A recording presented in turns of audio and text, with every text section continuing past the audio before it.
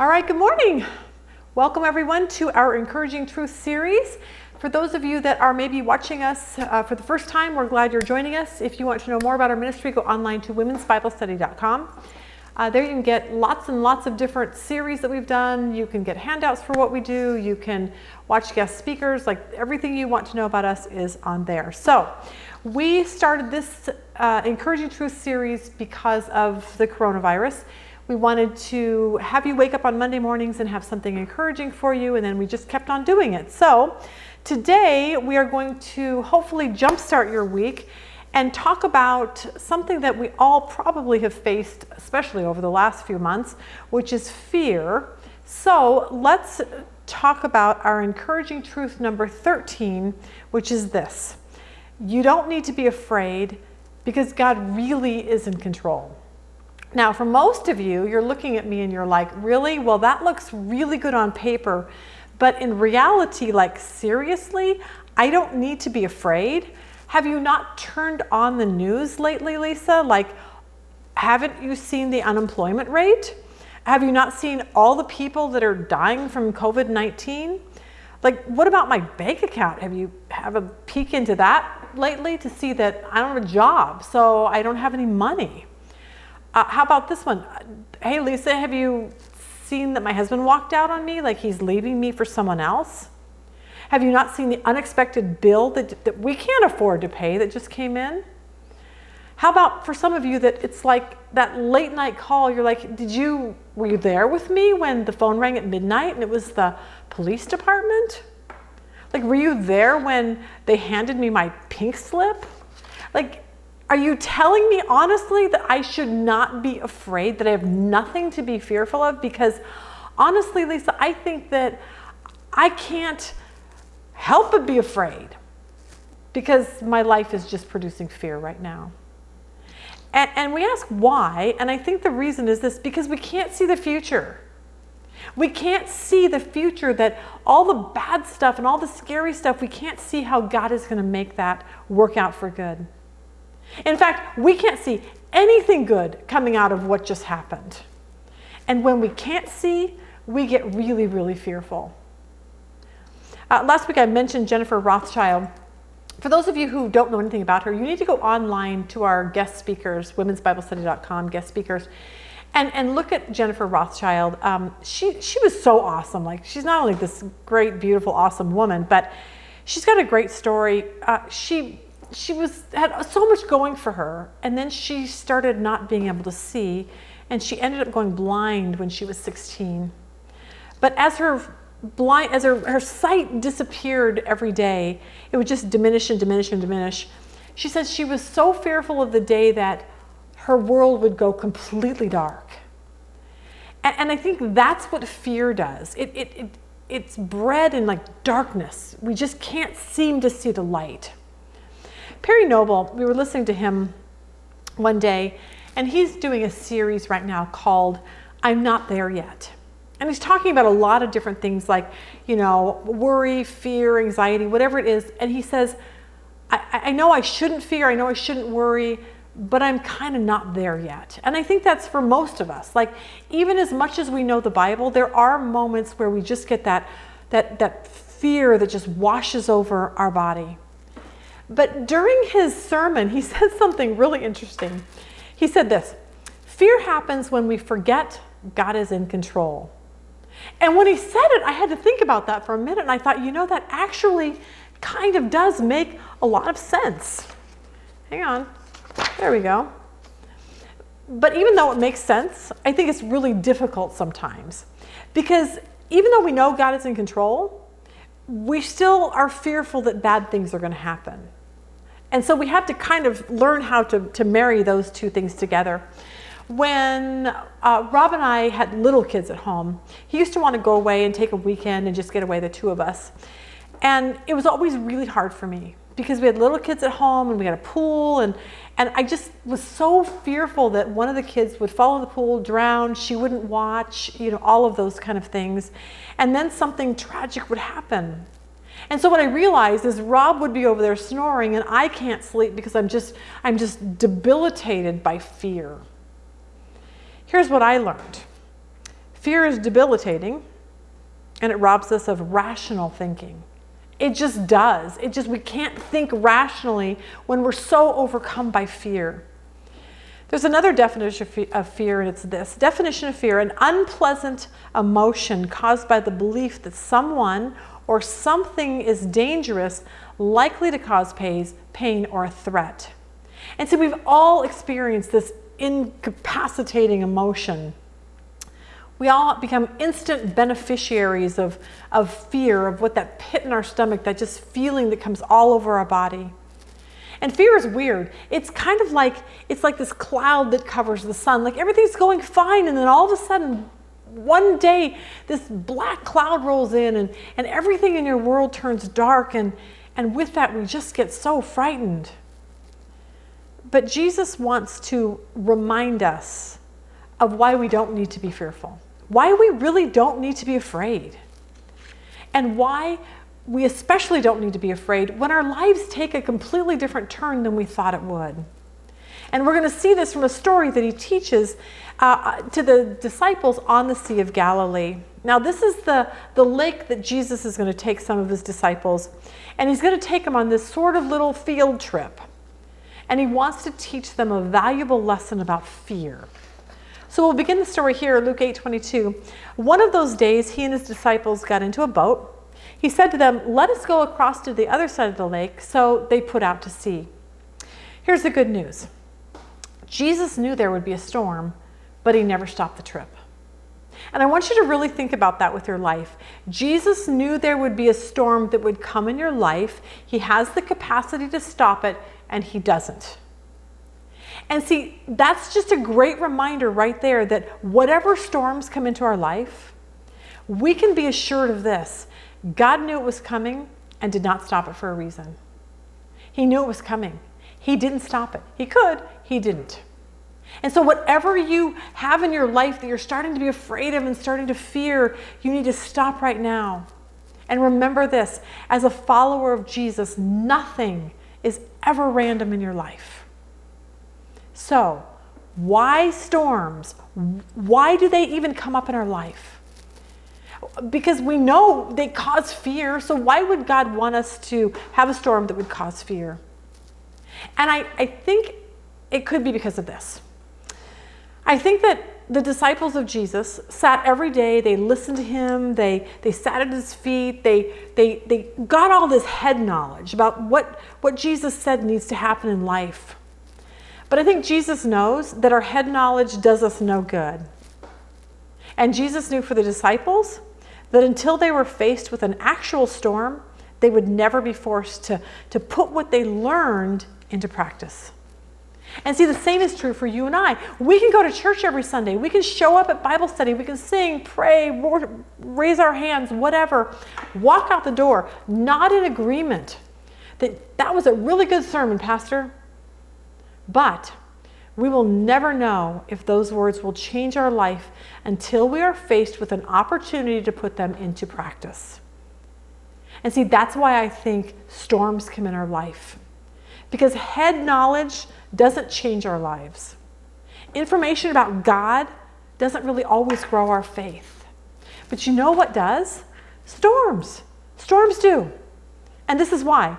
The storms in our life are what God will use to stretch our faith enough to conquer our fear. The bigger our faith grows, it diminishes our fear. And Jesus is going to prove this to the disciples. The disciples got in the boat in the waters. They were calm. These guys were fishermen by trade. They knew every inch of the lake. They knew when storms were coming. They knew what signs to look for. And they were always completely comfortable in their surroundings, which is why Jesus took them there. Because they were very self-sufficient. They knew that they knew the lake. They knew that they would always rely on themselves. And Jesus knew that too. And so Jesus took them to the one place that they felt that they were just very comfortable with. And he says, I am going to force you to stop being fearful and to trust me. So I started thinking about that. Where is it in your life, or what place do you feel most comfortable? Like, is it the job that you have that you're like, I'm never going to get fired from that? The home that you believe you'll live in forever, like, of course I'm going to live here forever. What do you put your faith in the most? Your 401k, your savings account? I always laugh. I always say this all the time. I think the crash of 2008 was my fault.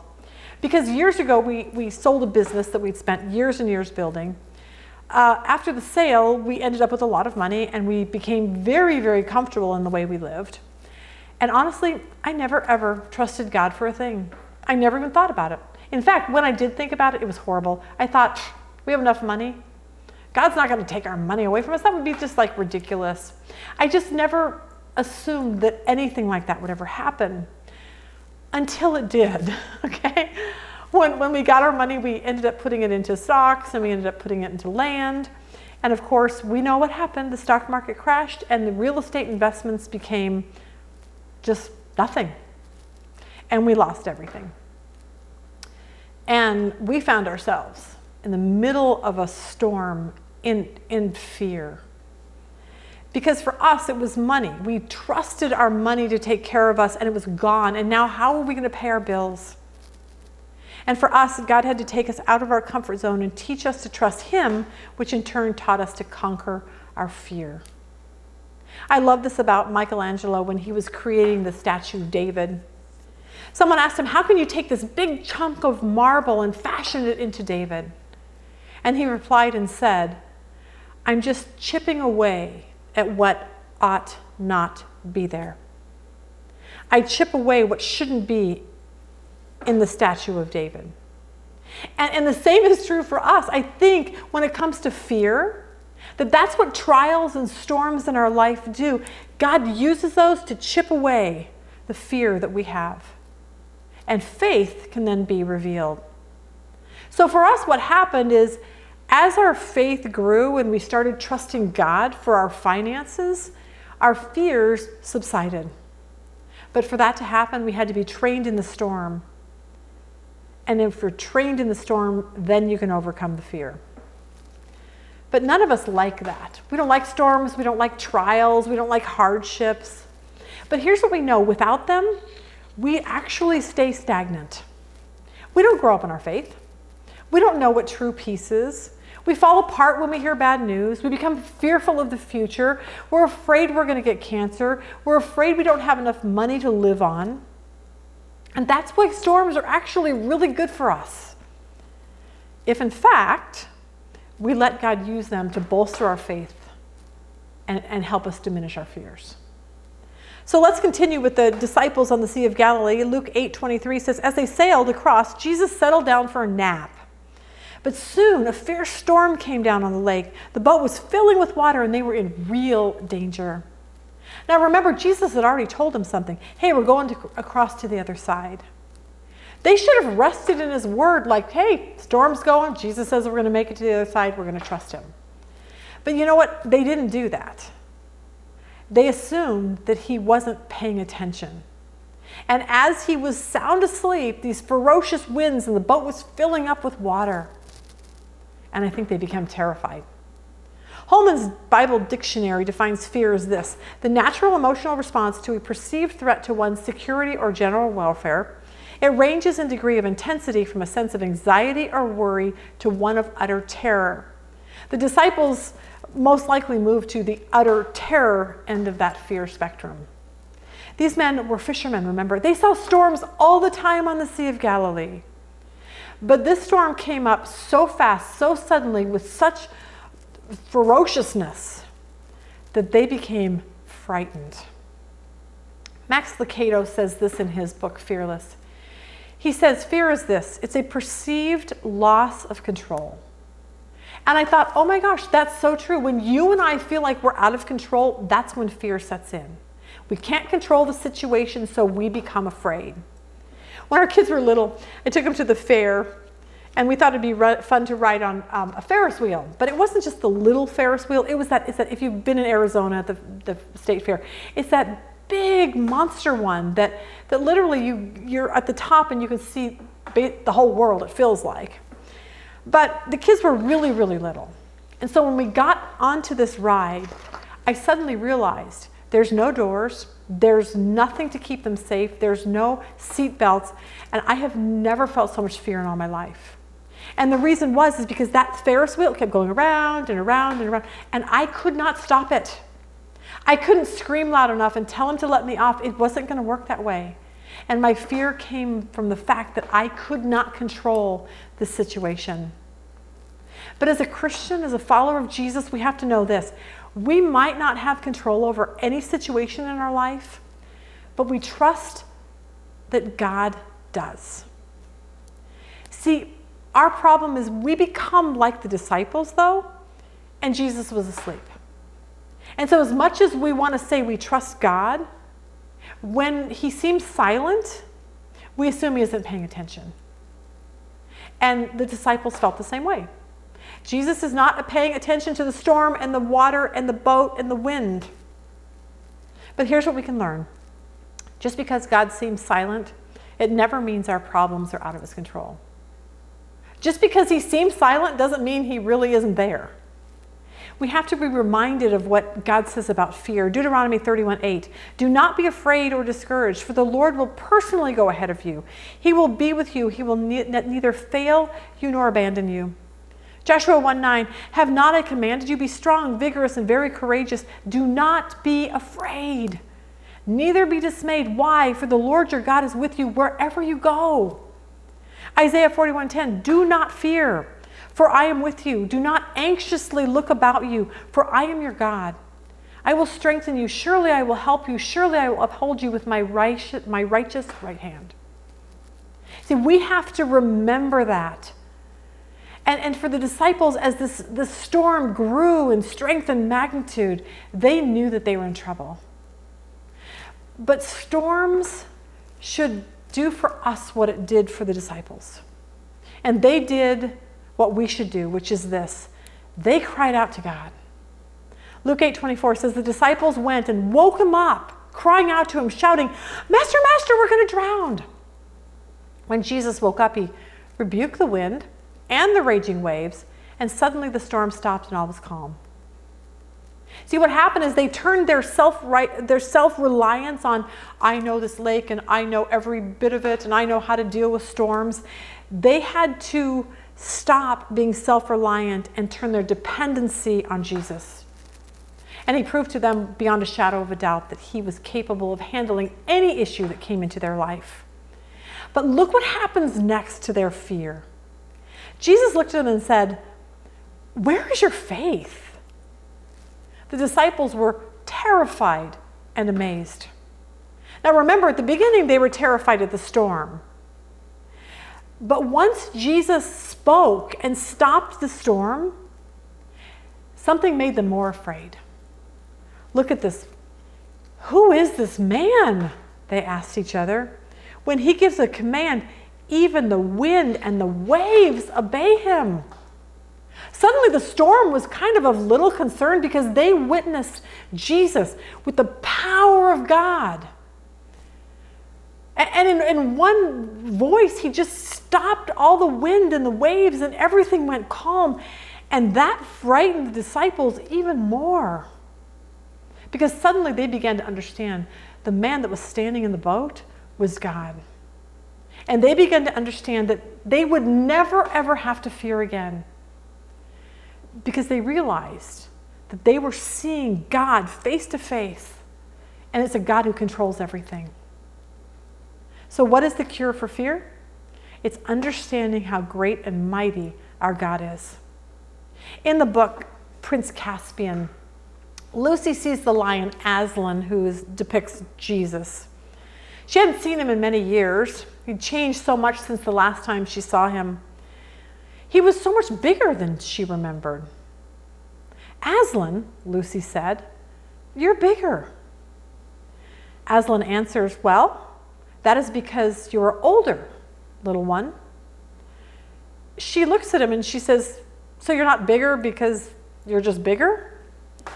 And he says, I'm not. But every year you grow, you will find me bigger. See, that's the answer to our fear. The answer to our fear is this. We spend time every day to make God bigger in our lives. That's really the cure for fear. The cure for fear is spending time and making God bigger, because as God becomes bigger, our fears become smaller. And we can do that by opening our Bible, by getting God's perspective on this world, by getting God's perspective on our lives, by getting God's perspective on the storms that suddenly bring us fear. So the problem with fear is so many people can't sleep. And we're seeing it now because of the election. An election is coming up in November, and depending on whether you're a Republican or a Democrat or whatever, people are fearful. They're like, what if Trump wins in November? I can't sleep because I'm afraid he's going to win. Others are like, what if Trump doesn't win? I'm terrified if he doesn't win. And so people aren't sleeping. People will keep sending me all these things about the coronavirus and these theories of what's going on. And one person said to me, Trump has been trumped. And I always say, for the love, that's my saying. For the love, none of it matters. It really doesn't. Because God is so big that nothing will ever thwart his purpose. I don't care if you are a Republican or a Democrat or China. You don't control the presidency of the United States, but you know what does, and you know who does? It's God. And when I put my faith in him, I say, God, you control. I'm trusting you for who you want as president of the United States.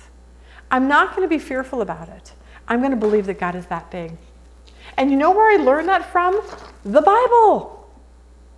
Think about how, what we can learn from just even in Genesis. The minute you open your Bible, God created the world. From nothing, galaxies, sun, moon, stars, like everything we see, and we're like, oh my gosh, that's a big God.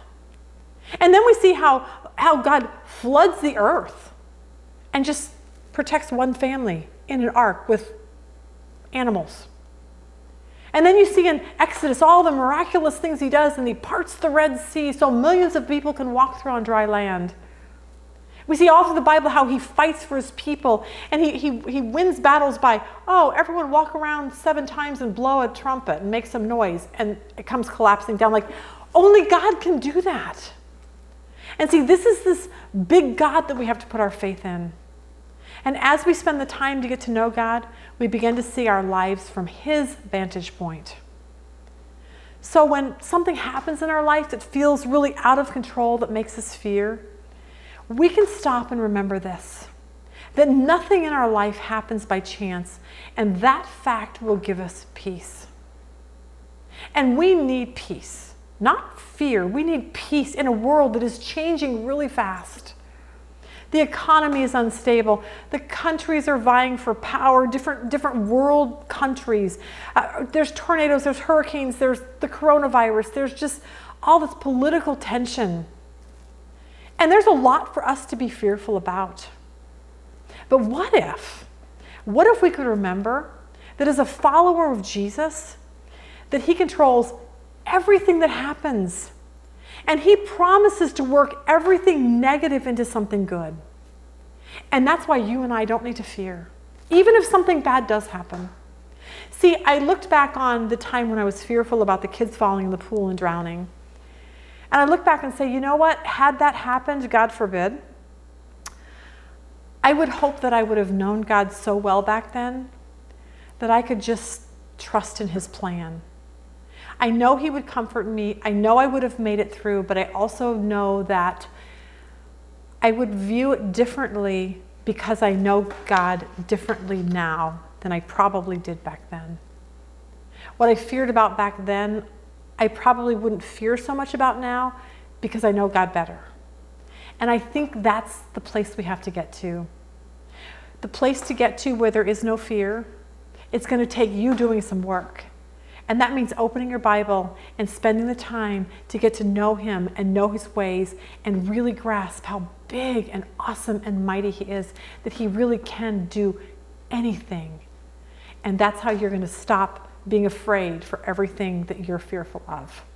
So hopefully that was helpful today. Have a really good day.